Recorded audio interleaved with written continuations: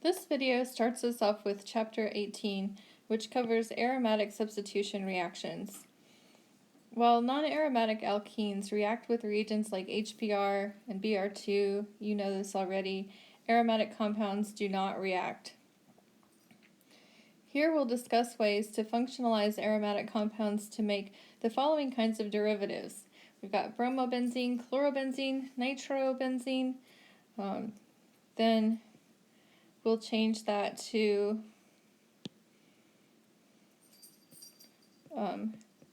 aniline. We can make a sulfonate. We can turn that back into benzene if we want to.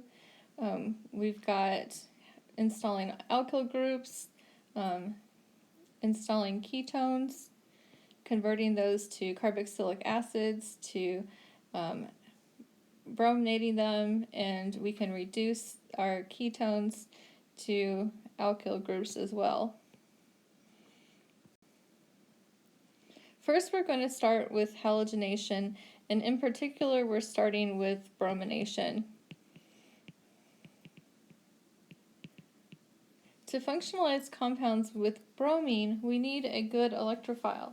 We need something that is better than elemental bromine. So here we combine bromine with iron tribromide. When we combine bromine and iron tribromide, we get a Lewis acid-base reaction where we form this complex that is in equilibrium with the bromine cation and iron tetrabromide.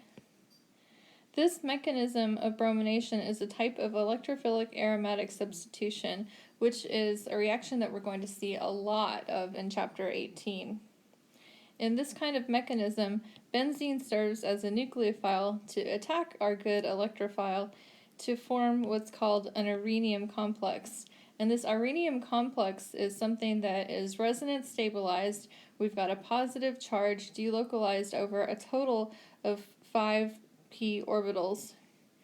Then a key step in this mechanism, just after the attack of the electrophile by benzene, is to use some kind of base. In this case, we're going to use the iron-bromine bond to take a proton off of the carbon that contains the incoming electrophile, and then we reform the aromatic ring in that step.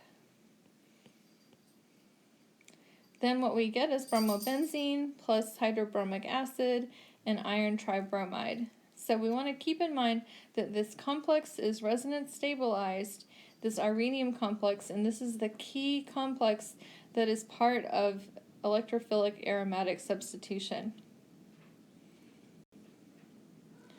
Chlorination is also possible, this time using chlorine with aluminum trichloride. Again, we get a Lewis acid-base reaction between chlorine and aluminum trichloride to form this complex, which is a great electrophile. Then benzene attacks in a first step to form the arrhenium intermediate. Here we see this arrhenium intermediate again. And then in the critical step where we have a base coming in to take away that proton and reform the aromatic ring.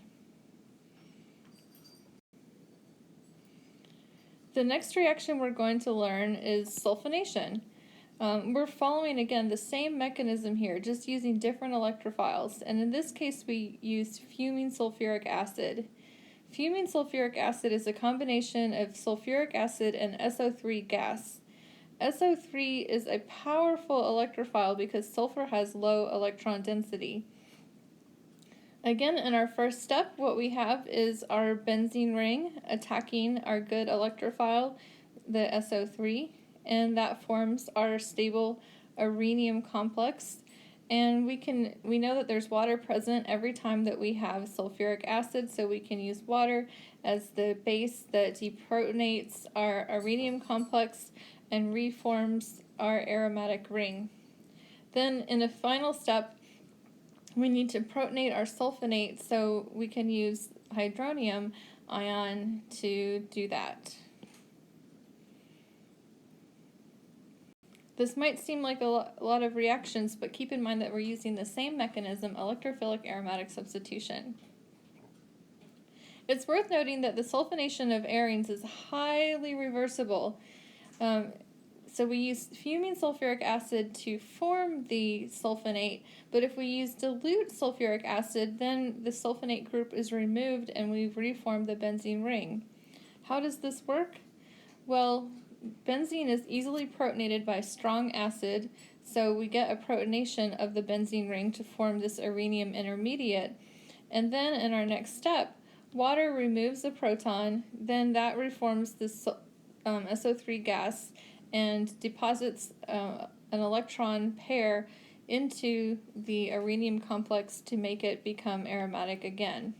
So here we've formed benzene, sulfonate, SO3 gas, and hydronium. It's worth noting that there's always an equilibrium between benzene and sulfuric acid. If benzene is put in regular sulfuric acid, H2SO4, you don't see a difference. It's still benzene. But when you treat it with deuterated sulfuric acid, then that's when you see that there is an equilibrium between benzene and sulfuric acid. The benzene ring takes up deuterium, forms the arenium complex, and then you get deuterated benzene as a product.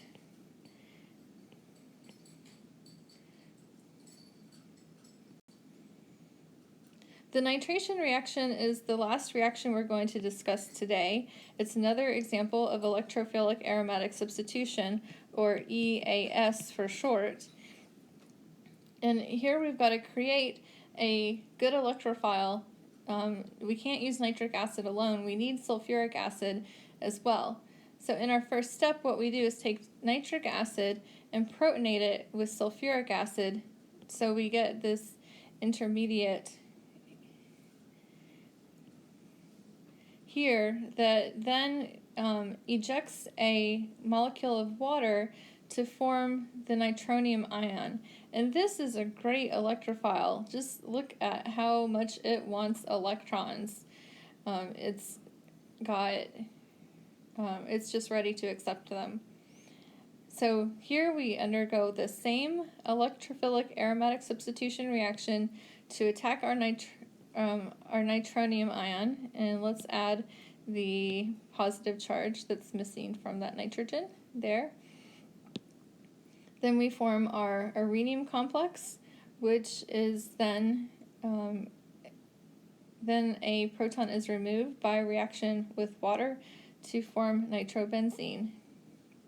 Now a nifty thing that you can do here is treat nitrobenzene with iron or zinc and hydrochloric acid followed by sodium hydroxide, and you can make an amine. You don't need to know this reduction mechanism, just know what the reagents are and that they transform a nitro group into an amino group. So that's all for today's video.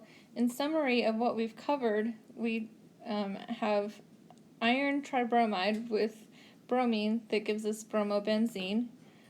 Chlorine with aluminum trichloride chlorinates our aromatic ring. Fuming sulfuric acid gives us our sulfonate, but if we use dilute sulfuric acid, we transform it right back to benzene. Then a nitration with HNO3 and sulfuric acid gives us our nitro group, which can be reduced to an amine using zinc and iron with hydrochloric acid followed by sodium hydroxide.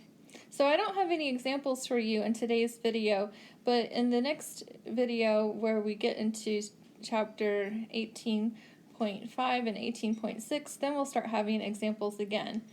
But in the meantime, I hope you review these reactions, get familiar with this electrophilic aromatic substitution mechanism so that you can apply it as we get into future reactions which use the same mechanism.